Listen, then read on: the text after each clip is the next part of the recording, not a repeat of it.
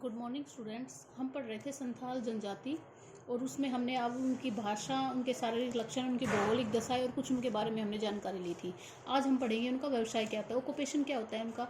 संथाल जो मूलतः होते हैं वो संग्राहक और आखेटक होते हैं, लेकिन वर्तमान में उनका आखेटक होते हैं और वर्तमान में ये जो संथाल है वो कृषि करते हैं। कृषि पूर्णतः वर्षा पर आधारित होती है। खेत होते हैं वो स्थायी होते हैं, लेकिन जंगलों को काट कर बनाए जाते हैं। पुराने होते हैं, पुराने तरीकों से खेती करते हैं और सिंचाई और रासायनिक खाद का अभाव होता है, जिस कारण से इन और सस्यावर्तन जो बार बार आप फसल को हेर फेर करके बोतले हैं उनका अभाव होता है, जिस कारण से ये जो कृषि है इनसे ज़्यादा लाभ इनको नहीं होता है।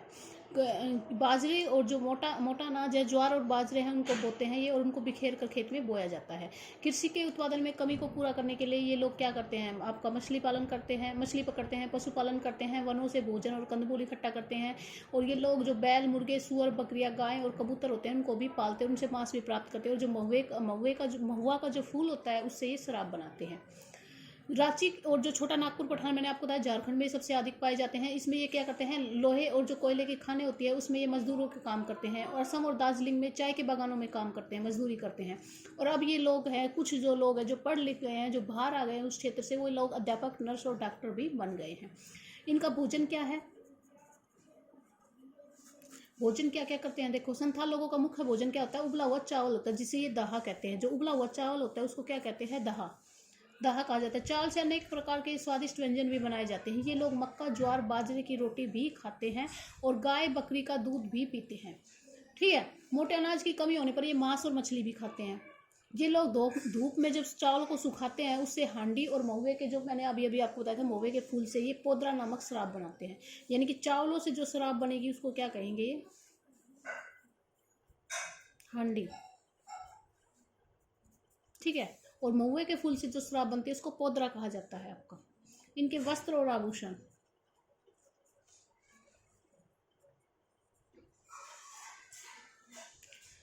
संथाल जो पुरुष होते हैं वो कम कपड़े पहनते हैं, केवल छोटी सी लंगोटी का उपयोग करते हैं। लेकिन अब जो अब अधिकतर जो पुरुष है वो ऊंची धोती बांधने लगे हैं। स्त्रियां साड़ी पहनती है और उसी साड़ी से अपने आंचल से अपने वक्ष स्थल को ढक लेती है। लेकिन बाहरी संपर्क में आने के कारण पुरुष कुर्ता पहनने लग गए और स्त्रियां क्या पहनने लग गई है, वह आपकी ब्लाउज भी पहनने लग गई है। जब उत्सव होता है या कोई विशेष अवसर होता है तो जो पुरुष होता है वो सिर पर क्या करता है, पगड़ी बांधने लगता है। स्त्रियां हैं वो अनेक प्रकार के आपके श्रृंगार करती है। श्रृंगार में किस प्रकार के आभूषण का यूज होता है, पीतल का हुआ, चांदी का हुआ, पेंजिया, बाजूबंद, झुमके, अंगूठी, सिर पर झिपझिपी होती है और कमर में करघनी होती है आपकी। ठीक है। जो स्त्री और जो पुरुष होते हैं अपने शरीर को सजने संवारने के लिए जो फूल और पत्तियां होती है उनका प्रयोग करते हैं। पक्षियों के पंखों का प्रयोग करते हैं। गाय के पूंछ के बाल है उनका भी प्रयोग करते हैं। इनके घर देखो, इनके घर और बस्तियां कैसी होती हैं। संथालों के गांव आपके सुरक्षित स्थानों पर बनाए जाते हैं और कोई जहाँ पे कोई या तो स्थायी जल का स्रोत होता है या कोई कृषि भूमि होती है वहीं पर ये रहते हैं। गांव में एक ही गोत्र और वंश के 100 से 200 घर पाए जाते हैं। ठीक है, 100 या 200 घर एक ही गोत्र के पाए जाते हैं। और घर दो प्रकार के होते हैं। एक तो आयताकार घर होता है जिसे आपका स्थानीय भाषा में बंगाल ओराक बोला जाता है। जो आयताकार घर होगा, ऐसे आयताकार घर होगा उसको क्या बोलेंगे, बंगाल ओराक। आयताकार घर को बंगाल ओराक बोला जाता है। और दूसरा गोल छत वाला होगा जिसे कातोम ओराक बोला जाएगा। गोल छत होगी जिसकी ऐसे, ठीक है, उसको क्या बोला जाएगा आपका, कातोम ओराक।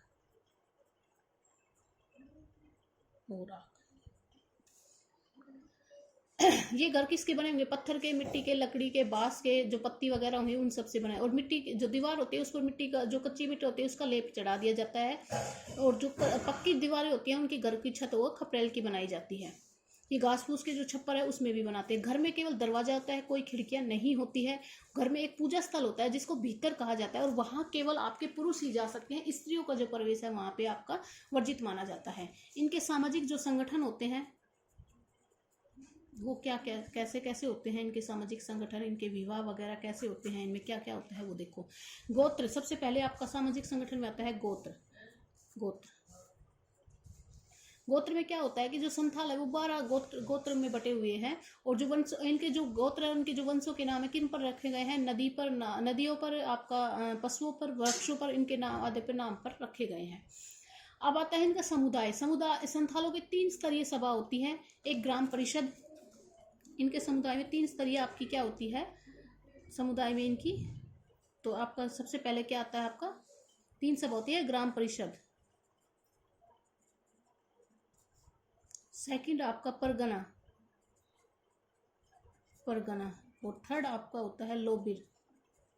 ये समुदाय हैं इनके, ये क्या है इनके समुदाय में 3 सभाएं होती है, ग्राम परिषद, परगना और लोबिर। ग्राम परिषद क्या होती है, इसका मुखिया माजी कहलाता है, इसका मुखिया क्या कहलाएगा आपका माजी, ठीक है। ये बड़े गांव में पंचायत होती है माजी। परगना क्या होता है, 10 से 15 जो गांव होते हैं ना, 10 से 15 गांव, जब 10 से जो 15 गांव मिलकर क्या बनाते हैं, आपका परगना बनाते हैं, और इसके मुखिया को परगनैत बोलते हैं। मुखिया को क्या बोलते हैं, परगनैत। लोबिर क्या होता है, ये संथालों की जो सबसे ऊंची राजनीतिक सत्ता होती है ना, उसको लोबित बोला जाता है, और इसका मुखिया देहरी कहलाता है। इसका मुखिया क्या कहलाता है, देहरी, क्या कहलाता है, देहरी। देखो, इसका मुखिया माजी कहलाता है, इसका मुखिया परगनैत कहलाता है, इसका मुखिया देहरी कहलाता है। ये 10 से 15 गांव की होती है, ये एक बड़े गांव की होती है। ये लोबिर क्या होती है, सबसे बड़ी जो राजनीतिक सत्ता आपकी होती है। परिवार देखो, परिवार में क्या आएगा आपका, परिवार कैसा होता है इनका। संथाल है वो संयुक्त प्रणाली होती है, इनमें इनका जो परिवार है वो सत्तात्मक होता है। इनके पिता वो चलते हैं, पिता की सत्ता जो चलती है। परिवार का सबसे जो बड़ा व्यक्ति होता है वही परिवार का मुखिया होता है, और परिवार के पालन पोषण का काम और घर का मुखिया ही करता है। स्त्रियों का सम्मान और सभी प्रकार के अधिकार आपको दिए जाते हैं। इनकी विवाह कैसे होती है, विवाह और इनकी प्रथाएं कैसी होती है। संथाल में सभी गोत्र आपके क्या होते हैं, बहिर्विवाही होते हैं। सारे गोत्रों में बाहर विवाह होते हैं। आपका विवाह जिसे संथालों में बापला कहा जाता है, अनेक प्रथाएं प्रचलित होती है, और जो अलग अलग प्रथाएं होती है बापला कहा जाता है। इनके विवाह को क्या कहा जाता है, आपका बापला, बापला। तो जो पहला आपका बापला होता है वो आता है किरिंग बेहू बापला। क्या होता है आपका, किरिंग बेहू बापला। इसमें क्या किया जाता है, इसमें लड़के का जो पिता है ना, कोई बिचौलिया उपयुक्त लड़की को तलाशता है, और लड़की के पिता को उपहार स्वरूप कुछ धन देता है, वस्त्र देकर विवाह पक्का करता है, और विवाह में दूल्हा दुल्हन की मांग में सिंदूर भरता है। यानी कि इसमें जो लड़की होती है, लड़की का जो पिता होता है उसको उपहार दिए जाते हैं। फिर आता है गर्दी जवाई बापला, गर्दी जवाई बापला। इसमें क्या होता है, इस प्रकार के विवाह में जो दूल्हा होता है वो घर जमाई बनकर रहता है, और विवाह तब होता है जब लड़की कुरूप हो या कोई और व्यक्ति उससे विवाह करने को तैयार नहीं होता है। ऐसा दूल्हा लड़की के पिता को कोई रकम में उपहार नहीं देता, केवल 5 साल अपने ससुर के यहाँ बिना पैसे के काम करता है। यानी कि जब घर जमाई बन के रहता है उसको गर्दी जवाई बपला कहते हैं। एक तुमकी डिपिल बपला होता है, डिपिल बापला। जब गरीब संथालों में जब कोई लड़का अपने विवाह का खर्च नहीं उठा सकता है, आपको पता है इसमें हमारे यहाँ पे तो उल्टा होता है। इसमें क्या होता है, लड़का लड़की को उपहार देता है, तो वो जब खर्च नहीं उठा पा सकता है तो लड़के के जो मित्र होता है लड़की के घर ले जाता है और उसका विवाह करा देता है, और लड़की की टोकरी में अपना सामान लेकर जाती है, ठीक है। तो ये कुछ बापला थे इनके जो आपके होते हैं। फिर इनके जो उत्सव होते हैं वो देखिए, उत्सव क्या क्या होते हैं। संथालों में एक वर्ष में मनाए जाने वाले जो प्रमुख उत्सव होते हैं, जैसे दशहरा होता है आपका, जो दुर्गा पूजा के दौरान मनाया जाता है। जंथर होता है जो फसल काटने पर मनाया जाता है आपका।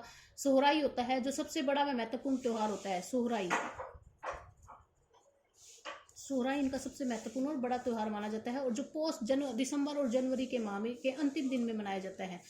आपका इरोक जो फसल बोने के दौरान, इरोक फसल जब बोते हैं तब मनाया जाता है, और जंथर फसल काटने पर मनाया जाता है। इनके जो उत्सव है वो आपके धूमधाम से मनाए जाते हैं। संथाल हिंदुओं की भांति अपने मृतकों को क्या करते हैं, जलाते हैं और कर्म कांड करते हैं, और जो भस्म होती है उसको दामोदर नदी में बहा देते हैं। उसको करना पुण्य मानते हैं। इनका धर्म क्या है, आरंभिक संथाल जो प्रकृति पूजक थे और किसी भी धर्म विशेष को नहीं मानते थे, लेकिन वर्तमान में जो 82.6% संथाल है वो हिंदू है, और शेष जो बच गए हैं उसमें ईसाई आते हैं, मुसलमान आते हैं, सिख बौद्ध जैन धर्म के हैं। हिंदू संथाल ठाकुर जीव को भगवान व मारन जो वारु है उसको पथ प्रदर्शक आत्मा मानते हैं। ये इन देवताओं की मूर्ति बनाकर ये इन लोगों की पूजा करते हैं। जो इनका जो देवस्थान होता है उसको माझी थान बोला जाता है। जो एक बहुत सारे वृक्षों का झुंड होता है, साल के वृक्षों का बहुत सारे एक साथ साल के वृक्ष होते हैं, उसका झुंड होता है, और उसी को ये वहाँ पर उसकी मूर्ति बनाकर इनके पूजते हैं। संथाल है गाय की, शिव और दुर्गा सहित अनेक देवी देवताओं को मानते हैं, और आत्माओं को प्रसन्न करने के लिए पशु की बलि भी देते हैं। इस आदम जो जाति है, इसका भूत प्रेत, चुड़ैल आत्मा और ऊपरी हवा पर बहुत अधिक अंधविश्वास होता है। जादू टोने के लिए ओझा का प्रयोग करते हैं। ओझा झाड़ फूक और मंत्रों के इलाज का दावा करते हैं। स्त्री है वो जादूगरनियों को अनेक शारीरिक यातनाएं दी जाती हैं और उन्हें कई बार डायन कहकर मार भी दिया जाता है। तो ये हमारा संथाल था जो पूरा होता है। कल हम जो करेंगे वो हमारी गोंड जनजाति है।